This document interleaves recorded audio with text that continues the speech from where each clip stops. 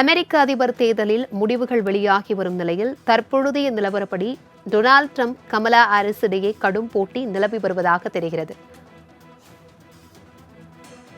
தற்பொழுது அங்கிருந்து இந்திய வம்சாவளியை சேர்ந்த ஒருவர் நம்முடன் இணைகிறார். அவரிடம் சில கருத்துக்களை கேட்கலாம்.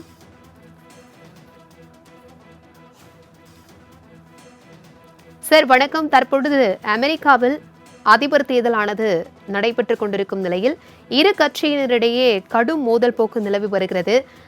சில கருத்து கணிப்புகள் கமலா ஹாரிஸிற்கு 49% அவர்கள்தான் ஜெயிப்பாங்க அப்படின்னு சொல்லியிருந்தாங்க. தற்பொழுது நிலவரப்படி 22 மாகாணங்களில் டொனால்ட் ட்ரம்ப் அவர்கள் முன்னிலை பெற்று, அதாவது வெற்றி பெற்றிருக்கிறார். தற்பொழுது அங்கு என்ன மாதிரியான நிலவரம் நிலவி கொண்டிருக்கிறது, அங்க என்ன மாதிரியான சூழல் இருக்கிறது, இது குறித்தான உங்களுடைய கருத்துக்களை பகிர்ந்துக்கோங்க. ஆமா, நீங்க சொன்னது கரெக்ட் தான்.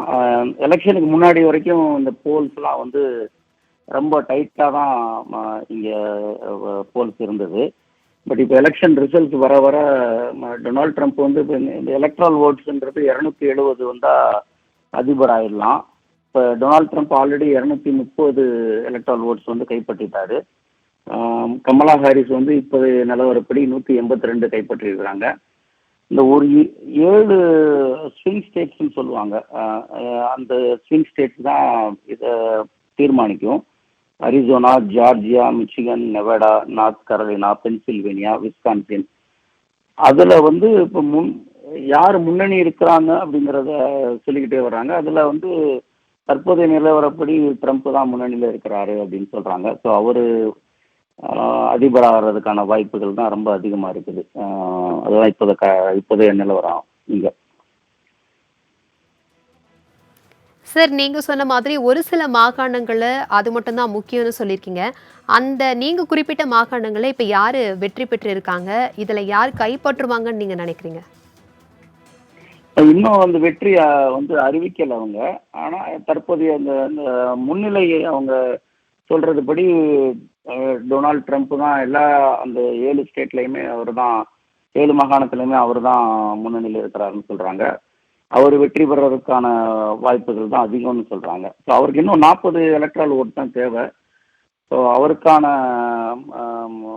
சதவீதம் தான் ஜாஸ்தியாக இருக்குது வெற்றி பெறறதுக்கான இப்போதைக்கு தற்போதைய நிலவரப்படி.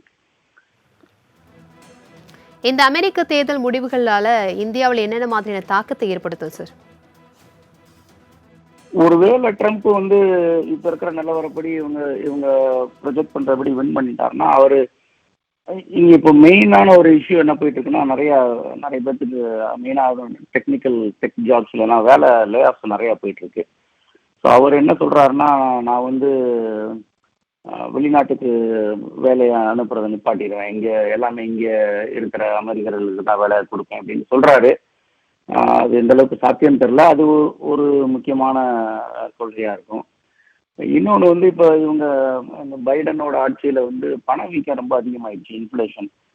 அது ஒரு காரணம் இவங்க தோக்குறதுக்கு. அந்த பணவீக்கத்தினால தங்கத்தோட விலை ரொம்ப அதிகமாயிடுச்சு.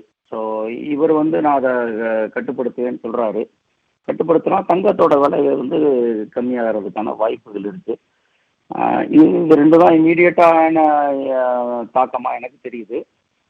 அது போக வந்து ட்ரம்ப்பும் நம்ம பிரதமர் மோடியும் நல்ல உறவோட இருக்கிறாங்க. அதனால சுமூகமாக தான், சாதகமாக தான் எதுவும் பண்ணுவார் நான் எதிர்பார்க்குறேன். வேற பெரிய தாக்கம் எதுவும் இப்போதைக்கு எனக்கு தெரியல.